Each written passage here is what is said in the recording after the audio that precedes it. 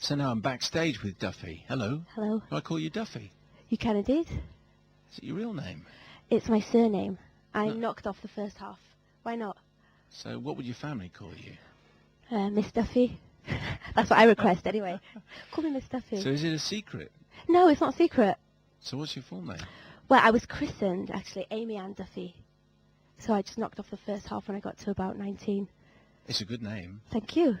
We're going to hear, and I think people will have spotted that you have a fantastic voice, and will be intrigued to know the music that you grew up listening to, because it sounds dusty and it sounds, as in Springfield I suppose, but earthy and rootsy and smoky.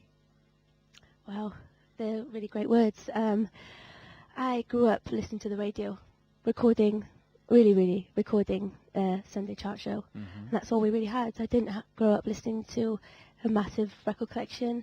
There aren't any record stores in our town. And this is Nevin? Yeah, is it? yeah. You still in Nevin? No, I moved to London a year and a half ago, actually. And did you find that the roads were paved with gold? It was quite scary in the beginning. I didn't find any gold.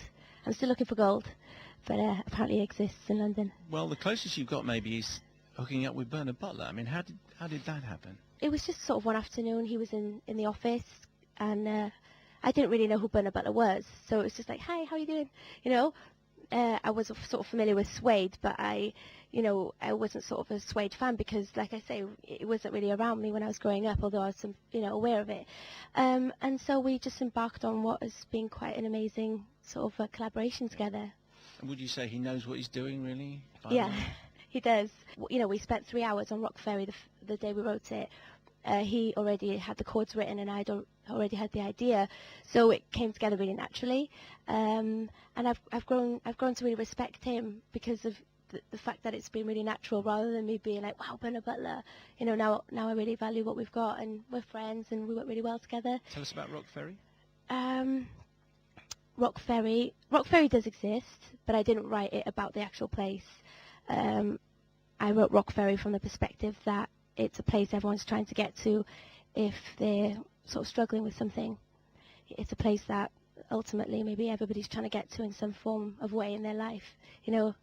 Sort of that journey. That's my phone. That's probably my mum.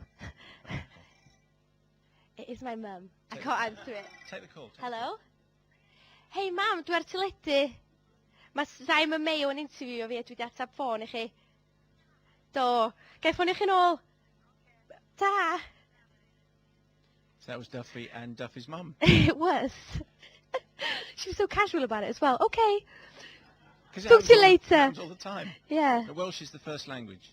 It is indeed, but my dad's English, so it was in the household, the English language. But predominantly we spoke Welsh at school, and we learned in Welsh and things till I was about 11.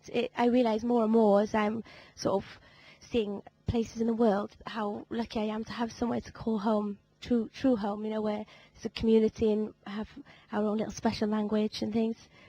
It's special because, like, when I'm with my